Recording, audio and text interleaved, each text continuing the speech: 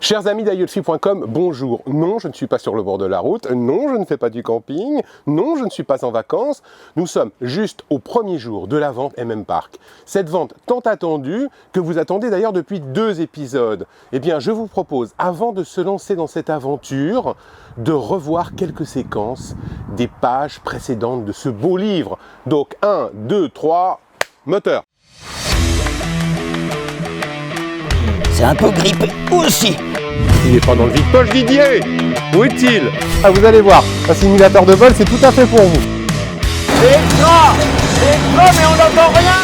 Oui, donc on est en gabarit, donc, mais ne serait-ce que par le poids de toute façon. Ah, ça se coud quand même, hein.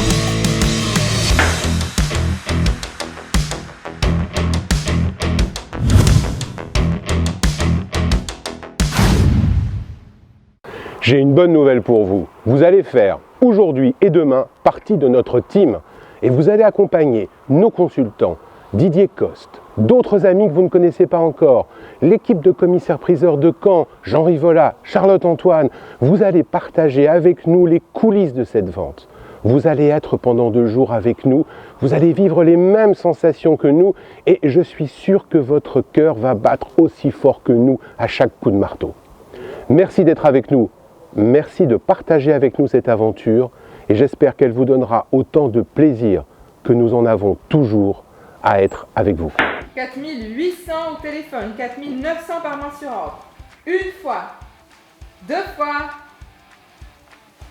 C'est une 500 Norton, 500 cm3 soupape latérale, c'est la machine standard pour l'armée anglaise et toutes les armées du Commonwealth. Il y avait la même chose chez BSA, ça s'appelle M20, mais c'est toujours un 500 latéral. Il y a d'autres fournisseurs qui ont fourni des machines de puissance équivalente, mais en cylindrée inférieure, comme Royal Enfield et Triumph, en 350, mais culbuté. Donc on est toujours sur une gamme de machines de la même puissance, et qui offre la même qualité de fonctionnement. C'est des engins frustes, un peu rustiques, mais parfaits pour un usage militaire. Ça appartenait, c'est un gars qui avait monté un petit musée en Normandie, c'est un garagiste. Et comme il collectionnait, il ramassait des trucs allemands, des trucs, tout ce qui traînait dans les années 50. Et je crois que c'est en 62, il s'est tué dans un accident de voiture. Le garage a fermé. Et la famille, avec toutes ces histoires-là, ils ont tout rangé et ça n'a pas bougé. Donc c'était au sec, bien au sec dans un garage et tout, ils ont tout entassé. Voilà. Et du temps, quoi. Ils n'ont jamais essayé de la redémarrer, non? Mais non, dans la famille, ça n'intéressait personne. Donc le reste des collections a été vendu à vente aux enchères au mois de novembre l'année dernière et ça n'a pas été vendu.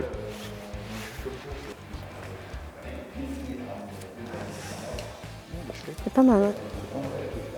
On est des passionnés, collectionneurs, fans d'histoire. Moi, quand j'étais petite, je jouais avec les poupées, avec des fusils, des petits pistolets.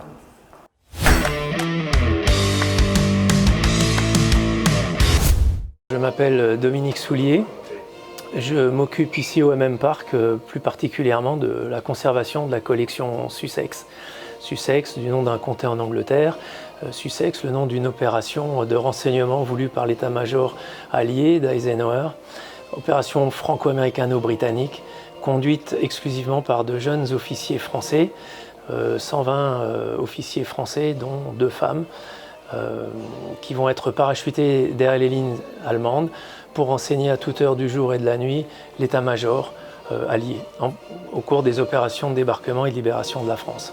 Cette décodeuse est vous savez que dans le renseignement, on ne transmet pas forcément les informations en clair, en phonie, c'est toujours par morse avec des codes très spécifiques, des messages codés.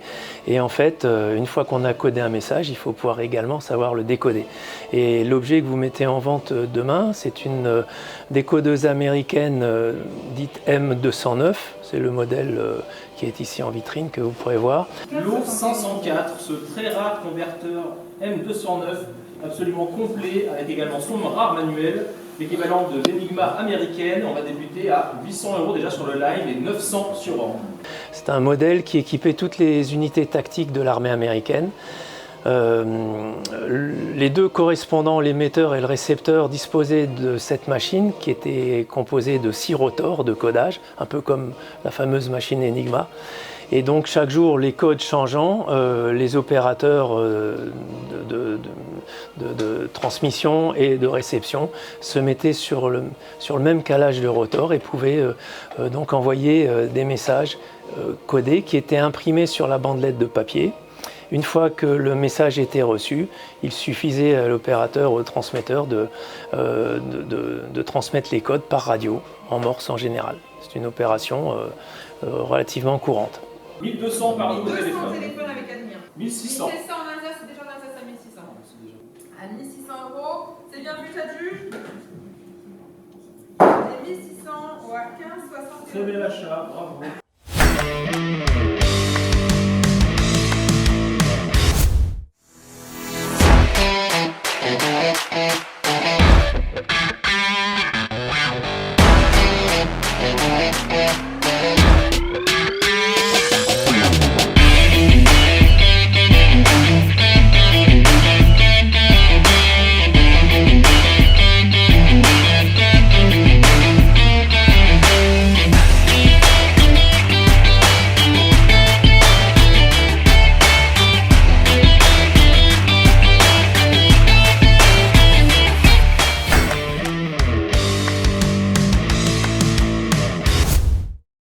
On commence à 30 000 € pour ce char soviétique, le modèle SU-100.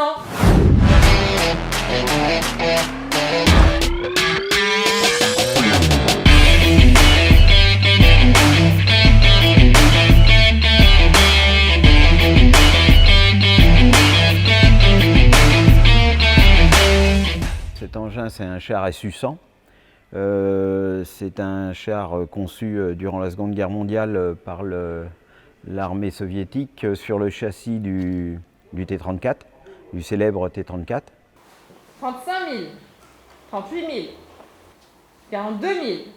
Cet engin a été certainement est sorti des comptes de l'armée des armées du pacte de Varsovie à la fin des années 80, certainement, au moment de la chute du mur.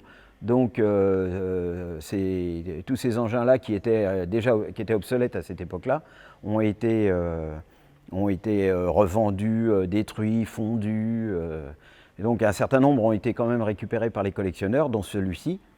45 000, 48 000, 50 000 €. En Alsace toujours. 55 000.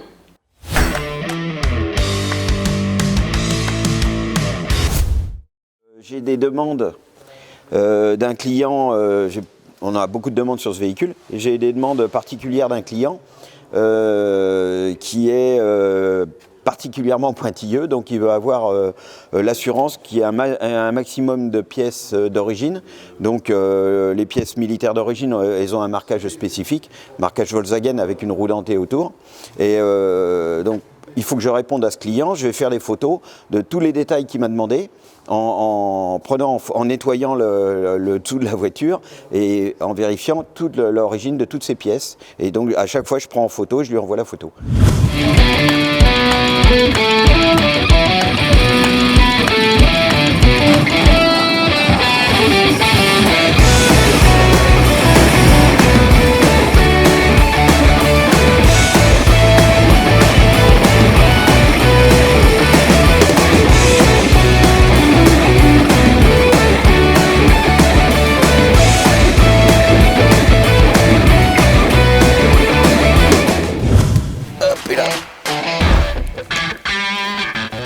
Allez.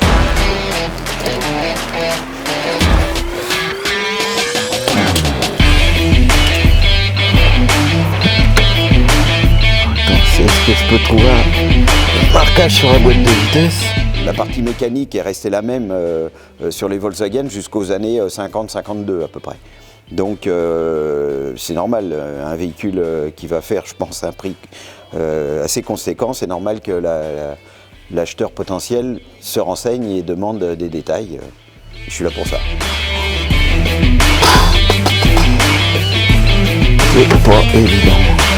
Ah, peut-être là. On commence à 32 000 sur ordre. 35 000 € en Alsace, nous dit-on. 38 000 au téléphone. 40 000 sur ordre. «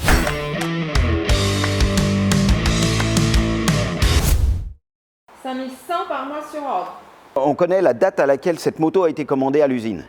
On sait qu'elle est sortie d'usine en 1942. Bon, le moteur a été changé, ça c'est pour une machine militaire, la durée de vie des moteurs et des éléments mécaniques est relativement faible. Hein. La durée de vie moyenne, c'est 4 mois. 5 400 au téléphone, 5 500 sur ordre. 5 600 au téléphone, 5 700 sur ordre par mois. Si on savait à quel endroit elle a été trouvée, mais de toute façon, elle a été réutilisée par un civil français après la guerre. Parce que l'ampermètre qui est sur le phare, c'est un ampermètre de fabrication française, donc il a obligatoirement été remplacé. À l'origine, c'est un petit appareil Smith, mais ça a été remplacé. Mais la machine, elle est vraiment en excellentes conditions. 5 800 au téléphone, mon ordre tombe. C'est vous qui prenez la main, monsieur Adolphi, au téléphone, à 5 800 €. Sacoche d'époque. 5 800 pour la 9.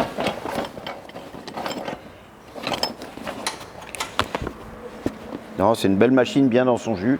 La majorité des motos, enfin des engins militaires actuels, ont tous été touchés, démontés, bricolés. Il y a des pièces en copie dessus et tout, tandis que là, elle est vraiment dans son jus, ce qui n'est plus très courant de nos jours. Elle est en excellent état. À 5 800 adjuge, une fois, deux fois, 5 800 €.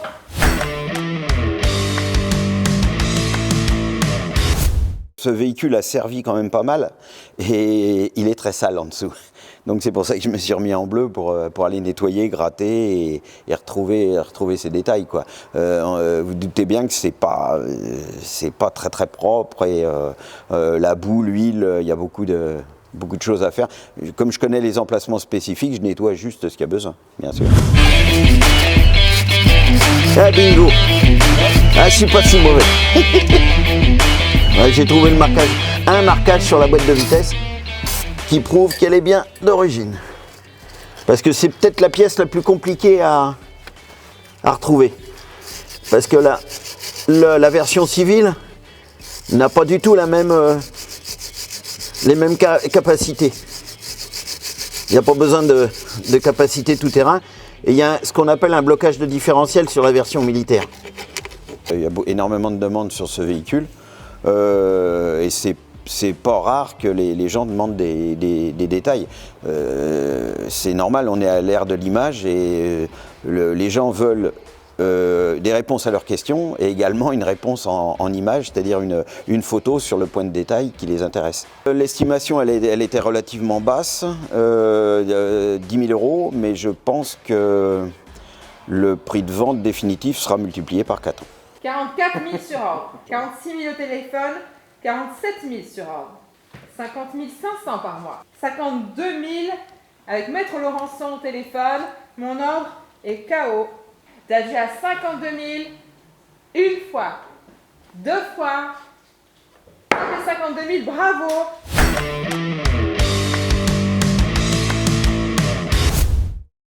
Bon, je m'appelle Rayo Eric. Je suis responsable de l'Est pour retrouver des collections à vendre pour Xavier Adolphi.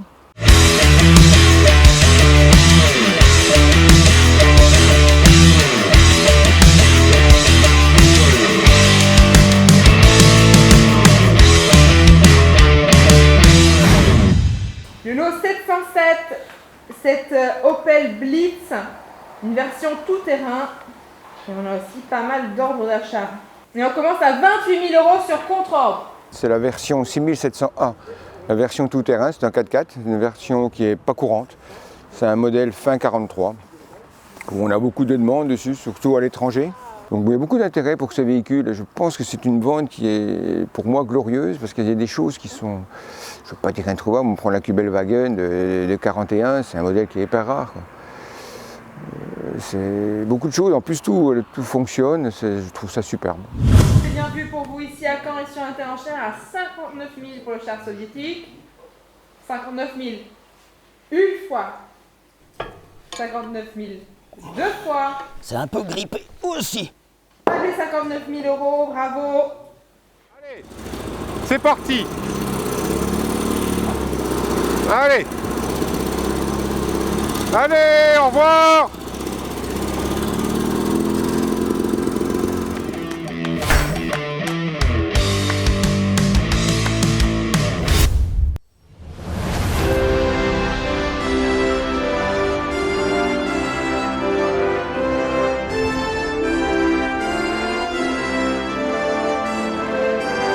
On commence à 22 000 € sur ordre.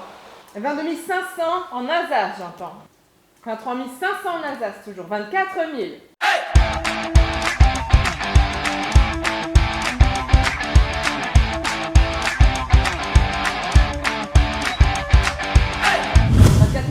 Sur Interenchère, 25 000 en Alsace, 27 000 au téléphone, 30 000, 31 000 en Alsace toujours, 31 500 en Alsace, 33 000 sur Interenchère. J'adjuge à 33 500 une fois, deux fois, après 33 500, bravo à l'acheteur alsacien.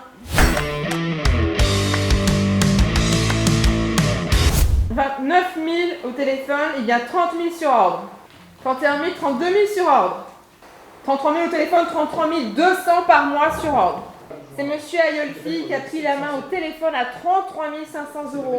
33 500 une fois, deux fois, et 33 500.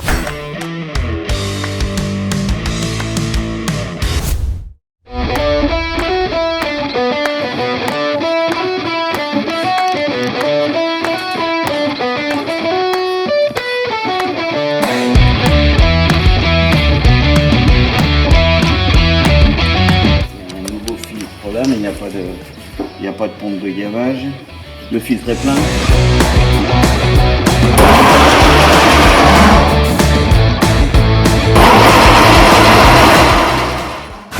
Le 706 Mercedes type 260 à 80 000 € pour ce Mercedes type 260, 82 000. 82 000 € là-bas. 85 000. 88 000 en Alsace, merveilleux. Voilà un véhicule exceptionnel. C'est un véhicule très rare de l'armée allemande, il en existe extrêmement peu dans le monde. C'est surtout un véhicule du début de la guerre.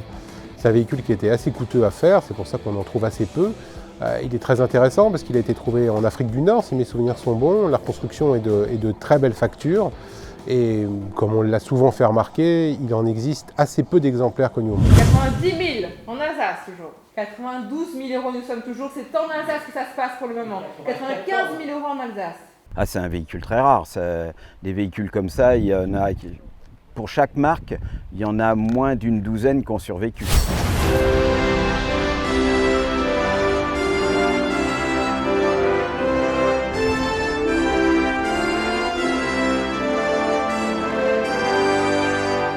À 98 000 en Alsace. 100 000 €. Nous avons atteint le palier de 100 000 pour ce Mercedes. 100 000 € une fois. 100 000 deux fois.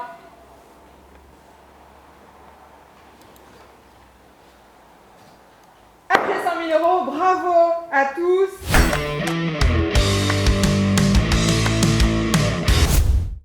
C'était une première pour nous, une très belle vente. Un petit peu d'angoisse au début pour l'organisation. Donc, on était un petit peu dans le Covid en plus. Donc, et beaucoup de demandes de l'étranger, des gens qui étaient intéressés, passionnés sur place. Des enchères qui ont fait des scores intéressants. Donc, et toujours l'ambiance des salles de vente qu'on a retrouvées dans cette salle Koenig qui sert chez nous à d'autres choses régulièrement, comme des séminaires ou des présentations. Donc le cadre était sympa et la vente s'est bien passée. Alors on était contents. En parallèle, c'est vrai que ça a permis de faire connaître également le musée. Des gens ont découvert le musée par le biais de cette vente. Donc pour nous, c'est un amalgame de choses qui fait que c'est intéressant pour nous. Donc de faire connaître le musée, de faire vendre des objets, de partager toujours la passion de cette période et des objets, des véhicules.